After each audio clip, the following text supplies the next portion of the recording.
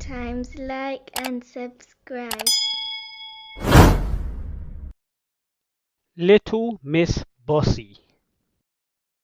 On Monday, little Miss Bossy went for a walk.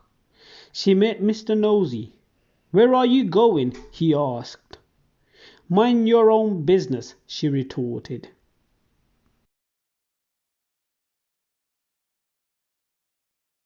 On Tuesday, she met Mr. Noisy. He was singing, noisily of course. "Shut up," she told him.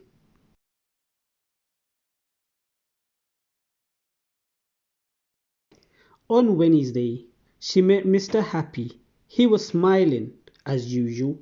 "Take that silly smile off your face," she said. As you can imagine, little Miss Bossy wasn't very popular, to say the least.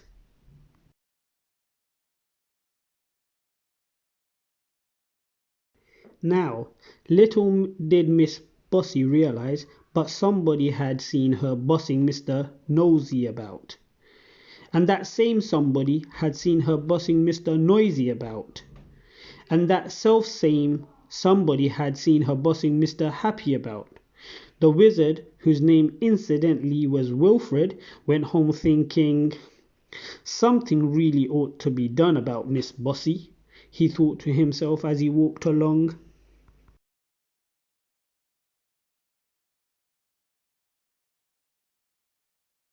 When he arrived home, he went straight to his library and took down a large red book from a bookshelf. It was rather dusty as it hadn't been read for some time.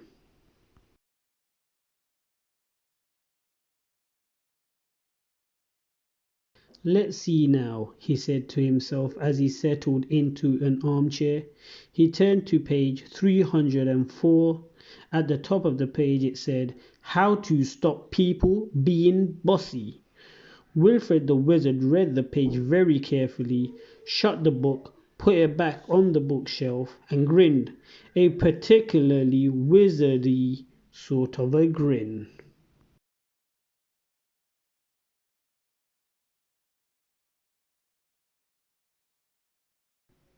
The day after, which was Thursday, little Miss Bossy met somebody who was fast asleep. As usual, Mr. Lazy. "Wake up!" she said bossily, and prodded him in the tummy. "Ouch!" protested Mr. Lazy. But behind Miss Bossy, Wilfred the Wizard, who had been following her, said something too, under his breath. A wizardy word he'd learned from page 304. And do you know what happened?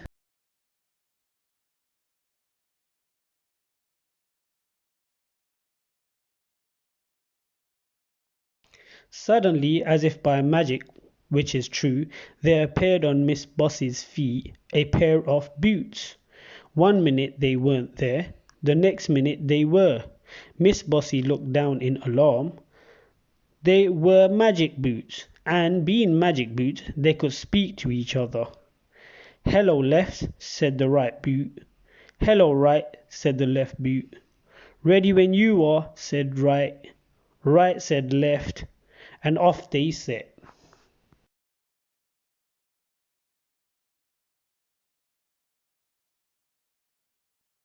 Left, right, left, right, left, right, left, right, faster and faster, marching poor little Miss Bossy along. Little Miss Bossy couldn't do a thing about it. Mr. Lazy was much amused. "Well done, Wilfred," he chuckled. Wilfred winked a wizardy wink.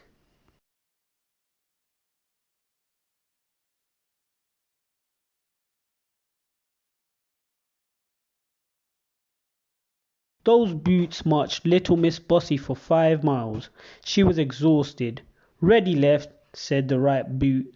"Ready," replied left. "Attend," said right. "Shun," said left, and they came to a halt. Little Miss Bossy was quite out of breath. She tried to take off her boot, but it was impossible. Along came Wilfred.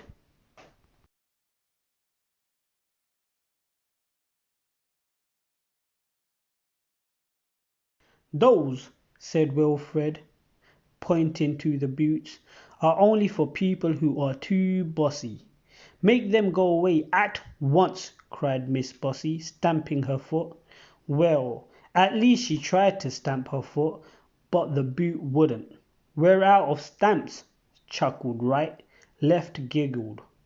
You will do as I say, shouted Miss Bossy.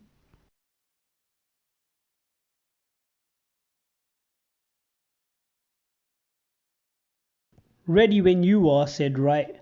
Right away, replied Left. Quick march. And off they set again. Left, right, for 10 miles. And then they stopped again, and along came Wilfred.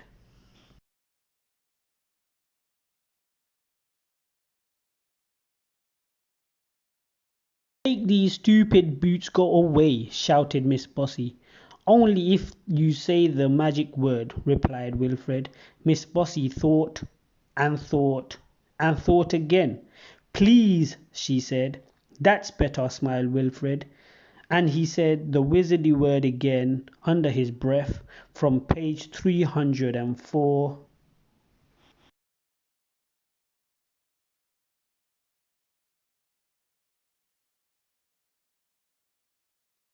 And do you know something? From then on until now off, little Miss Bossy was a changed person, not bossy at all. And you know why, don't you? You know what she's afraid of.